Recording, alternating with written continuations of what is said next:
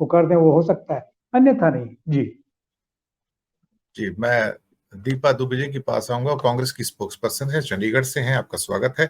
सुनील शुक्ला जी भी जुड़ गए हैं। सुनील जी, आपका भी बहुत बहुत स्वागत है।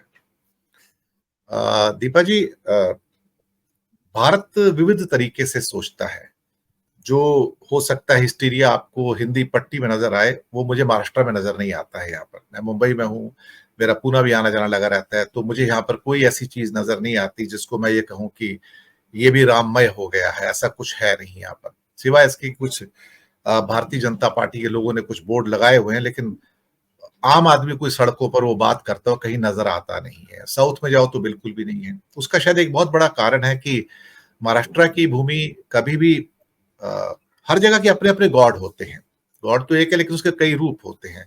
महाराष्ट्र में जो सबसे ज्यादा जो स्वीकृति मिलती है वो भगवान विट्ठल को मिलती है। उनके वाराकिरीज भी हैं जहाँ लाखों लोग जाते हैं, उनकी पूजा करते हैं। कहने को दो भी विष्णु के रूप हैं, लेकिन अलग अलग भगवानों के प्रति लोगों के जो कुल देवता हैं, कुल देवी हैं, उसके प्रति उनकी श्रद्धा होती है।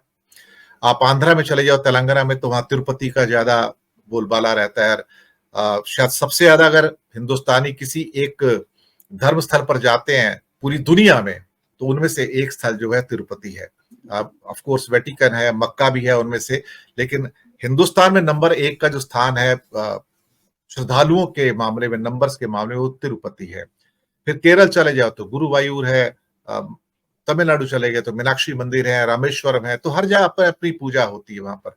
बंगाल चले गए तो काली की पूजा का वो देश हो जाता है।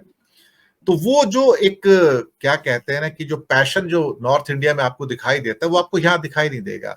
जो यहाँ की जो न्यूज़पेपर की हेडलाइंस है, मराठी पेपर की न्यूज की हेडलाइंस है, उसमें आपको फ्रंट पेज पे राम का शब्द भी नहीं मिलेगा। मैं आपको बताऊं, ऐसे हालात है वहां पर। तो कहीं ना कहीं ये बताने की लोगों को कोशिश की जाती है कि पूरे इंडिया में हो रहा है, ऐसा कुछ नहीं। अगर आप कहीं नॉर्थ ईस्ट में चले गए तो शायद आपको ट्रेस भी नहीं मिलेगा कि कोई ऐसी घटना नॉर्थ इंडिया में घट भी रही है एक्चुअली। लेकिन मोदी 91% सीटें उनके पास हैं, तो वो उससे ज्यादा ऊपर कहां जाएंगे। ओम जी ने बताया अभी। अब वो इसलिए तमिलनाडु के, केरल के मंदिरों में चक्कर काट रहे हैं, रोज चक्कर काट रहे हैं जाके, और माथा टेक रहे हैं कि वहां से कोई एक दो इक्का दुक्का सीट मिल जाए उनको।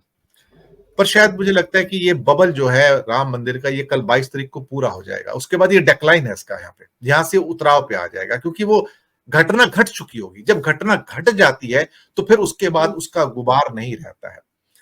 पर आपकी क्या तैयारी है? आप कांग्रेस की प्रवक्ता हैं, आपकी क्या तैयारी है अगर इसी हफ्ते चुनाव अनाउंस हो जाते हैं? बजट पेश करने से पहले भी हो सकता है हो जाए। 24 तारीख को मोदी जी की कैबिनेट के साथ सुनने में आया, 22-23 तारीख को मीटिंग भी है। क्या आप तैयार हैं? मेरा सिर्फ इतना सा प्रश्न है आपसे, दीपा जी। दिनेश जी, पहले तो आपका बहुत बहुत धन्यवाद कि आपने मुझे इस इतने सीरियस मैटर के बीच में आपने मुझे बुलाया। देखिए, कांग्रेस पूर्ण रूप से लोकसभा के इलेक्शंस के लिए तैयार है। उससे पहले, जब लोकसभा की बात करूंगी, उससे पहले मैं थोड़ा सा मोदी जी के बारे में बात करना चाहूंगी कि राम मंदिर को लेके अगर मोदी जी के मन में ये भावना थी कि मुझे राम मंदिर का श्रेय लेना है और ये करना है, राम हम सबके हैं, हम सबके कण कण में वो बसे हुए हैं, लेकिन क्या मंदिर की पूर्ण करते हुए, उसकी कंस्ट्रक्शन पूरी करते हुए उसकी स्थापना की जाती तो शायद रंग रूप कुछ और होता। राज सत्ता के साथ साथ ये धर्म सत्ता को भी अपने हाथ में लेना चाहते हैं, वो शायद नहीं मिल पाएगी, क्योंकि आपने देखा किस तरीके से हमारे शंकराचार्यों ने इस चीज के लिए अपने आप को ये कहा कि हम इससे पीछे हट रहे हैं, हम इसमें शामिल नहीं हो रहे हैं। ये खेल जो खेला जा रहा है वो एक चुनावी रंग को ऊपर लाने के लिए खेला जा रहा है। इसका मतलब मोदी जी या बीजेपी सरकार कहीं ना कहीं तो डर में है कि जो 400 की बात मैं करता हूं वो शायद नहीं आने वाली, क्योंकि जनता जो है वो 10 साल से ये देख रही है भैया कि बेरोजगारी की बात कर लो, आप महंगाई की बात कर लो, आप उससे ऊपर बात उठ के महिला होने के नाते बेटी सुरक्षा की बात करना चाहूंगी, वो हमारे पास वो हम चीजें नहीं लेके आ सके। और सबसे दुख की बात तो ये है कि 10 साल में हमने सिर्फ इन लोगों की बातें सुनी, इन लोगों को ने जो आश्वासन दिए वो काम किया, उसके उपरांत इन्होंने कोई भी कार्य नहीं किया। एक इंसान जीडीपी को नहीं रोता, उसको तो सिर्फ इतना पता है कि मुझे 10,000 की तनख्वाह है, उसमें मुझे गुजारा कैसे करना है। वो सबसे बड़ा आज मुद्दा जो है, आप जो मुझे बता रहे हैं ये जो बात है पूरे देश में है कि महंगाई, बेरोजगारी और महिला सुरक्षा को लेके हम कहाँ तक लड़ाई लड़ रहे हैं और क्या कर रहे हैं।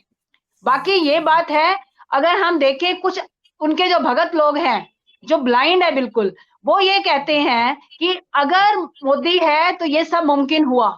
लेकिन मैं उसका इंटरप्रिटेशन अलग से करती हूँ कि अगर ये मोदी है, तभी बेरोजगारी आई, तभी महिला हर सड़क के ऊपर उसका अपमान हुआ, चाहे वो मणिपुर हो, चाहे वो यूपी हो या कोई और भी जगह हो। और उसके उपरांत भी अगर मोदी है तो ही बेरोजगारी मुमकिन हुई, नहीं तो इतना बुरा हाल हमारे देश का नहीं था। इन चीजों को लेते हुए लोगों के मन में एक भावना बैठ चुकी है कि ये व्यक्ति हमारे साथ प्ले गेम कर रहा है और प्ले गेम के साथ लोकसभा का इलेक्शन नहीं जीता जा सकता। उसी तरह अगर हम दूसरी तरफ देखें तो राहुल जी भारत जोड़ो यात्रा के बाद कितना अच्छा भारत जोड़ो यात्रा का उनको प्यार मिला, आम जनता का प्यार मिला, उसमें कांग्रेस के लोग शामिल नहीं थे। लेकिन आज अगर वो भारत जोड़ो नए यात्रा पे उतरे हैं, तो आप लोगों के सामने वो बिल्किस बानो के केसेस का निवारण है कि किस तरीके से, किस चीज को हमें न्याय नहीं मिला मोदी जी के होते हुए। तो इन चीजों को लेके जब राहुल जी निकले हैं और राहुल जी की लड़ाई जो है, वो हर व्यक्ति के लिए है, वो सिर्फ हिंदुत्व को लेके नहीं चलते, वो पूरे देश के हर नागरिक को, हर जात को, हर बिरादरी को लेके चलते हैं। तो उसका मुझे लगता है इम्पैक्ट बहुत होने वाला है और आने वाला जो लोकसभा है, मोदी जी अपने हिसाब से निश्चित करना चाहते हैं कि मैं दिन निश्चित करूं, लेकिन मैं आपके माध्यम से, आपके चैनल के माध्यम से यह कहना चाहूंगी कि मोदी जी, कांग्रेस और उनका गठबंधन इतना सशक्त है कि आप जब भी इलेक्शन कराने की सोचे, हम लोग आज भी इलेक्शन के लिए तैयार हैं। अगर आप 10 दिन का दिन देंगे तो हम उसके लिए भी तैयार हैं। जी, अच्छी बात कही, खुशी है कि आप तैयार हैं।